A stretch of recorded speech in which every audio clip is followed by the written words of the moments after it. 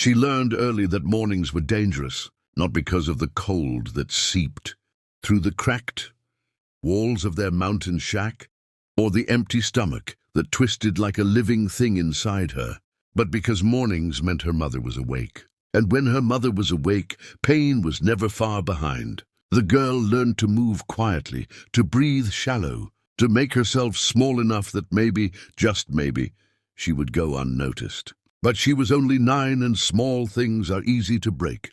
The woman who was supposed to protect her carried her own storms inside. Storms fed by bitterness, regret, and a life that had collapsed long before the child was born. Every spilled cup, every misplaced word, every breath taken at the wrong moment became a reason. A hand, a belt, a slap that echoed louder than the girl's cry, because she learned quickly that crying only made it worse. Bruises became part of her skin, like freckles no one ever admired. She covered them with long sleeves even in summer, learned excuses before anyone could ask.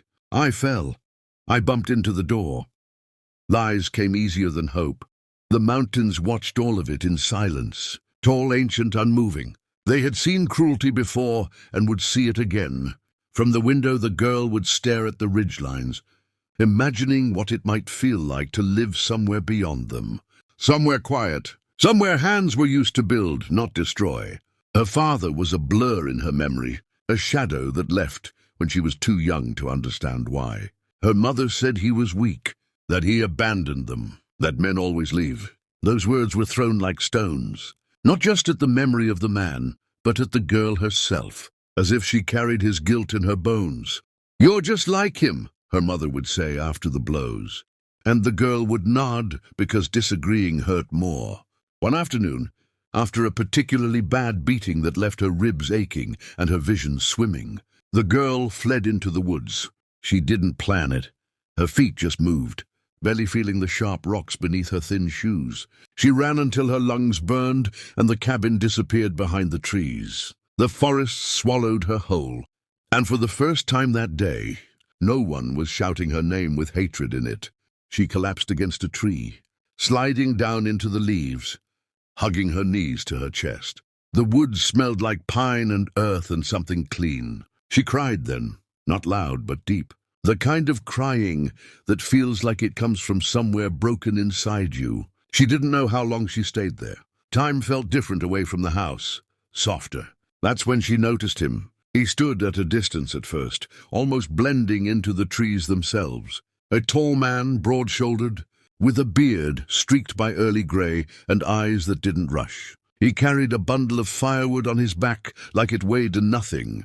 He hadn't meant to frighten her, but she flinched anyway, scrambling back, fear snapping through her body like lightning.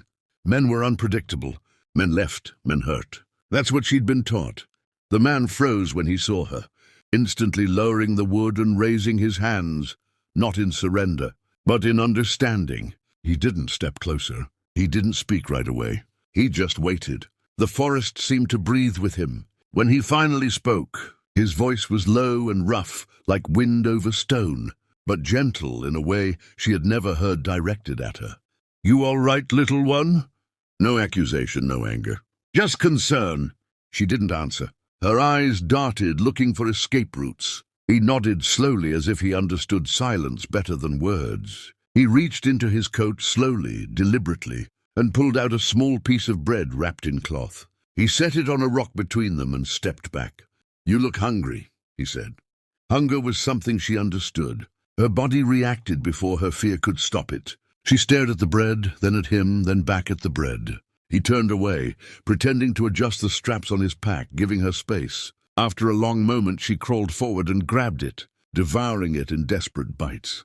She didn't even taste it. Tears slid down her face anyway, because no one had ever offered her food without expecting something in return.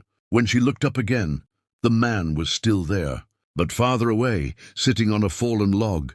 "Name's Elias," he said, not asking for hers. "I live up the ridge." He pointed vaguely toward the higher slopes. "You shouldn't be out here alone," she shrugged. A small movement loaded with things she didn't know how to say. Elias studied her carefully, not her face, but her posture. The way she guarded her side, the way she winced when she shifted. His jaw tightened almost imperceptibly. He'd seen that before, too many times. He didn't ask questions that would force her to lie. Instead, he said, "You can come warm up by my fire if you want, or you can go home. Either way's your choice." Choice. The word landed strangely in her chest. No one had ever given her one before. She followed him. His cabin sat higher in the mountains, rough but sturdy, built with hands that knew patience. Smoke curled from the chimney, and the inside smelled of wood, soup, and something safe. He gave her a blanket, oversized and heavy, and she wrapped herself in it like armor. He set a bowl of stew in front of her and sat across the room, far enough away that she didn't feel trapped. They ate in silence. Afterward, he fetched a small tin of salve and gently set it beside her. "For your bruises," he said quietly. She stiffened, eyes wide. He didn't push. "You don't have to," he added. She waited until he turned his back before touching it, but when she did, something inside her cracked open. Someone had noticed. Someone had cared enough to prepare something for pain. When the sun began to dip, panic crept into her throat. Her mother would be furious, worse than usual. Elias saw it on her face.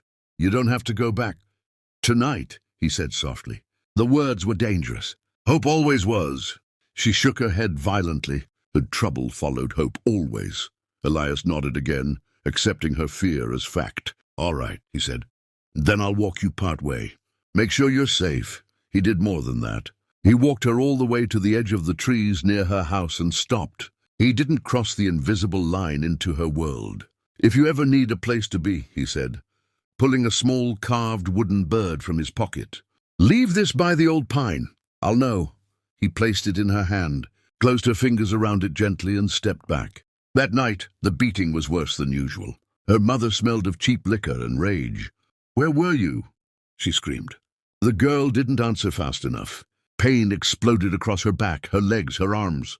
But this time, as she curled on the floor, she held the wooden bird hidden in her fist. And for the first time in her short life, she knew something her mother didn't. There was another place in the world, a quiet one, and a man in the mountains who had looked at her like she mattered. The girl did not sleep that night. Every time she closed her eyes, her body flinched, expecting another blow, another scream ripping through the darkness. The wooden bird stayed clenched in her hand until her fingers ached, its smooth edges pressing into her, palm-like proof that the previous afternoon had been real and not some fragile dream. Her mind invented to survive. When morning came, her mother did not apologize. She never did. She moved around the cabin with heavy, angry steps, acting as if nothing had happened, as if pain was just another normal sound of the house, like the creak of the floorboards or the wind pushing against the walls. The girl washed her face in cold water, staring at her reflection, barely recognizing the hollow eyes looking back at her. Something inside her had shifted, not healed, but awakened. Fear was still there, but now it shared space with something dangerous, possibility. Days passed, each one measured by bruises and silence. But every time her mother's voice rose, every time a hand lifted, the girl's thoughts ran uphill toward the ridge, toward the quiet cabin and the man who didn't shout. She started sneaking looks out the window, timing her moments, memorizing her mother's patterns, the way prey learns predators. One evening, after her mother passed out in a chair, the girl slipped outside. Her heart pounded so loud she was sure the mountains could hear it. She ran to the old pine tree, the one Elias had pointed out, and with trembling hands, she placed the wooden bird at its roots. Then she waited. Minutes felt like hours. Doubt crept in. What if he didn't come? What if she was wrong to hope again? He came before the moon reached its highest point. Elias emerged from the trees like part of the night itself, quiet and steady. When he saw her sitting there, knees pulled to her chest, his face tightened, not with anger, but with something heavier. He didn't ask why this time. He only asked, "Can you walk?" She nodded. He took off his coat and draped it around her shoulders, careful, respectful. She followed him without looking back. The house did not call after her. It never had. Life with Elias was nothing like she expected, because she had never allowed herself to imagine anything beyond survival. Mornings were quiet. Not the dangerous kind of quiet that waits before violence, but a gentle stillness filled with birds and wind and the crackle of a fire being lit. Elias taught her small things at first: how to chop wood safely, how to identify animal tracks, how to boil water and stir soup without rushing. He never raised his voice, not once. When she spilled something, she froze, bracing herself, but he only handed her a cloth and said, "Accidents happen." Those words felt foreign in her ears. It took weeks before her shoulders stopped living near her ears. It took months before she slept through a night without nightmares. The mountain man was not perfect. He carried his own silences, his own scars. Sometimes he would stare into the fire for too long, lost in memories he never shared. But he was consistent. And consistency, she learned, was kindness in its purest form. He helped her enroll in a small mountain school, patched her clothes, listened when she spoke, even when her words came out tangled and unsure. Slowly she began to laugh. The sound surprised them both. It sounded strange at first, like something borrowed, but it became hers. When authorities eventually came looking, neighbors who had noticed the girl was gone. Questions asked too late, the truth came out. Bruises documented. Stories told. The mother's anger finally faced the light it had always avoided. The girl listened from the doorway of the cabin as adults spoke about custody and safety and what's best. She only knew one thing. The quiet man standing near her was the first adult who had ever chosen her without obligation. And in the end, the system, slow and imperfect, agreed. Elias became her guardian, not by blood, but by something stronger.